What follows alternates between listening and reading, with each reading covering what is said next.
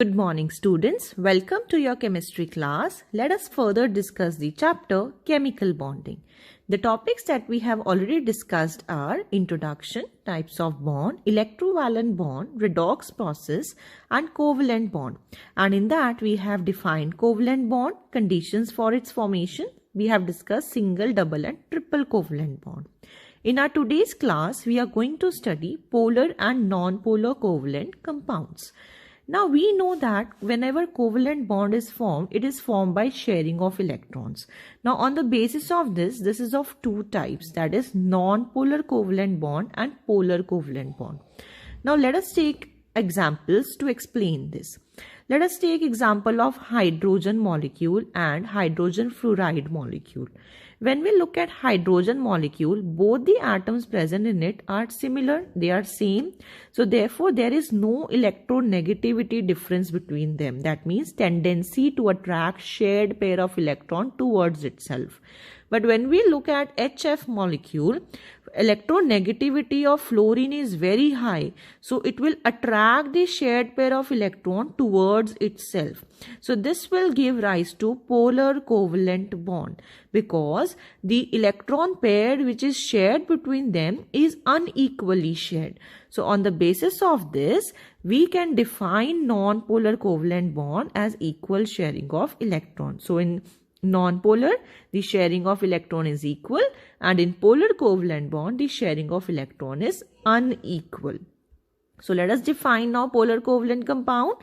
Polar covalent compound is a compound formed by unequal sharing of electron between two atoms. The example here we can take is of HCl. Cl, that is chlorine, it's highly electronegative, so it will attract the shared pair of electron towards itself. So with this, hydrogen will get a partial positive charge and chlorine will get a partial negative charge.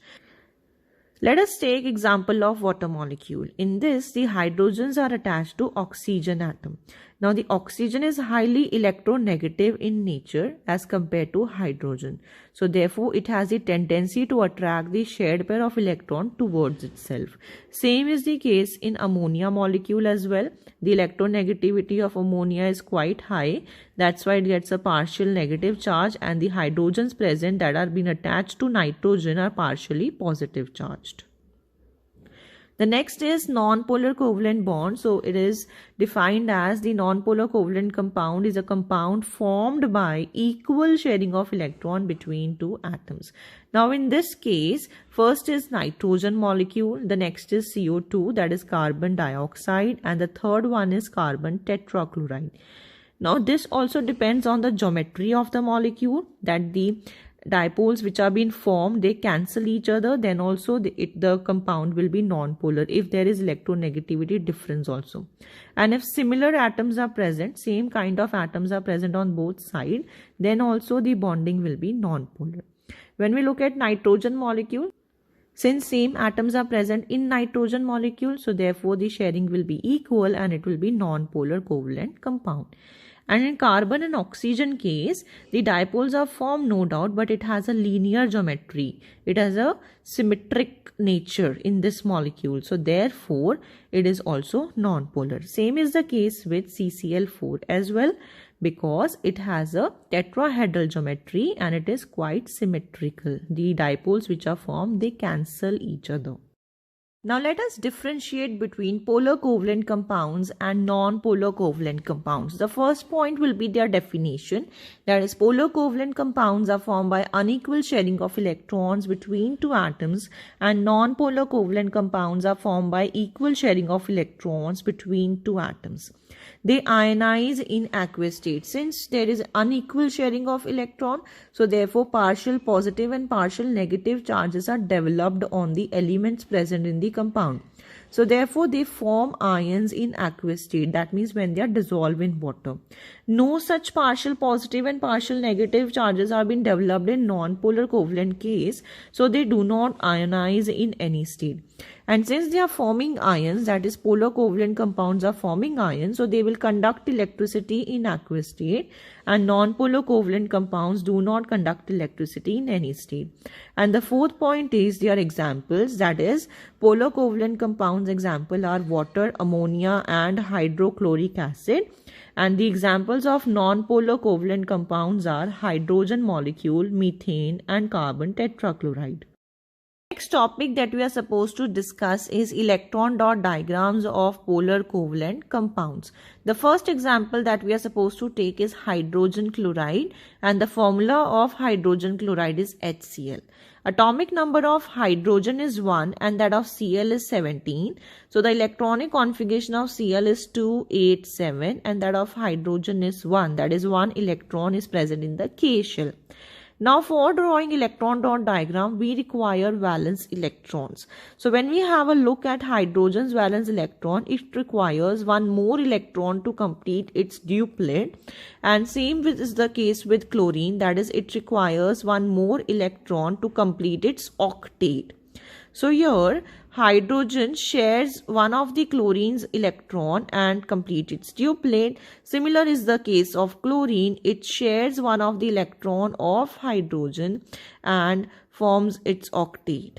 Since one pair of electron is being shared between hydrogen and chlorine, it forms a single covalent bond. Next example that we need to take is water, and the formula of water is H2O. The electronic configuration of hydrogen is 1 and that of oxygen is 2, 6 because its atomic number is 8. So oxygen has 6 electrons in the last shell. We need to draw that 6 electrons, and to the slant position of one of the electron we have to draw hydrogen, because hydrogen, when it attaches to oxygen, when the molecule forms, it has a bent structure because of the presence of these electrons which are left behind, because there will be electronic repulsions and therefore the structure becomes bent. Now we have to draw 6 electrons, that is valence electrons of oxygen, and since hydrogen requires 1 electron more to complete its duplet, so it will share 1 electron from oxygen. Similarly, the other hydrogen will also share one of the electrons from oxygen and complete its duplet. 6 electrons are present already in oxygen. It requires 2 electrons to complete its octet. So therefore, it shares that electron and complete 8 electrons in their outermost shell. And with this, since one pair of electron is being shared between oxygen and hydrogen, so therefore it forms a single covalent bond. Now let us discuss about ammonia molecule. The formula of ammonia is NH3 and the atomic number of nitrogen is 7 and that of hydrogen is 1. The electronic configuration of nitrogen is 2, 5. So there are 5 valence electrons present in nitrogen. So therefore the valency of nitrogen is 3. So it requires 3 electrons to complete its octet. So that 3 electrons will be given by 3 of the hydrogen, because one hydrogen can share one of its electron.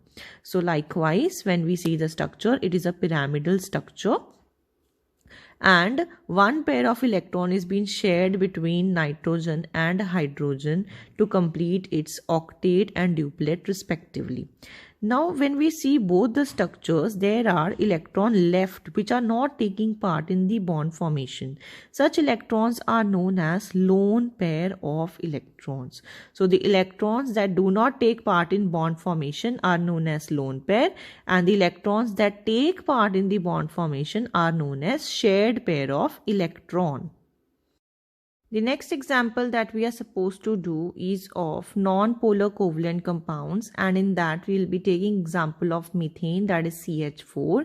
The atomic number of carbon is 6 and that of hydrogen is 1. So the electronic configuration of carbon is 2, 4. So it requires 4 electrons to complete its octet and hydrogen requires 1 electron. So there will be 4 hydrogens required in this case and they will be sharing their electrons. So the electronic structure will be like this, and we can see that since 1 electron pair is being shared between these atoms, so it forms a single covalent bond compound. Next example is of carbon tetrachloride, that is CCl4. Carbon is 2,4 and chlorine is 2,8,7. So chlorine requires 1 electron to complete its octet, but carbon requires 4 electron to complete its octet. So there will be 4 chlorine atoms and it will be sharing 1 electron from carbon. So each chlorine will share 1 electron from the carbon and complete its octet. But for carbon to complete its octet, it will require 4 chlorine atoms.